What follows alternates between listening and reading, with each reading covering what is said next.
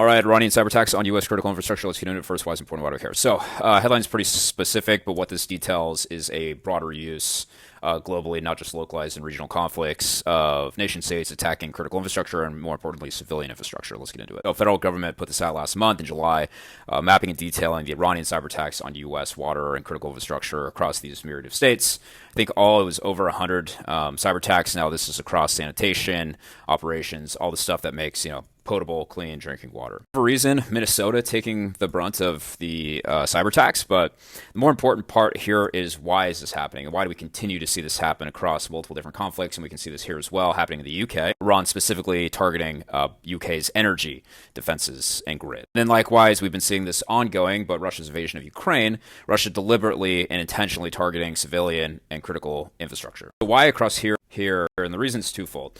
The first one, in Iran's case, is asymmetry. So when you have a significant power imbalance in capabilities, so obviously we're talking about the U.S. military, which is incredibly capable, has a lot of potential at its disposal of what it could potentially do via Air Force, Army, Navy, etc., cyberspace, Space Force, etc., well, a few more in there, versus the Iranian military. Not a lot of capability. How do you fight back? Well, you fight back through other means, and obviously we're seeing that play out here. So attacking civilian infrastructure, attacking critical infrastructure, so water systems, energy systems like you saw in the UK. That's what we're seeing in Iran. Now, in Russia's case, obviously it's a legal invasion of Ukraine.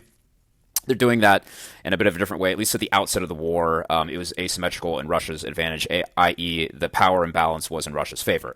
As we've gone on, we've seen Ukraine develop these drones and et cetera. So you could argue that the math has changed there a little bit. But why Russia's attacking Ukrainian civilian infrastructure and critical infrastructure is just to drive sheer terror. So to drive the civilian population to put enough pressure on their local politicians. Importantly, this didn't used to be the standard or the norm. This is definitely something that when we did see it, again, it was hyper-regionalized, so very scalable to just the conflict and wherever that was taking place across the globe. Now we're seeing this really permeate globally into different conflicts as we see and continue to see the rise of gray warfare. So whether that's, having a fleet of naval assets that you don't fly a nation state flag under, whether that's dropping drones into NATO territory, not claiming them as yours and having that built-in deniability.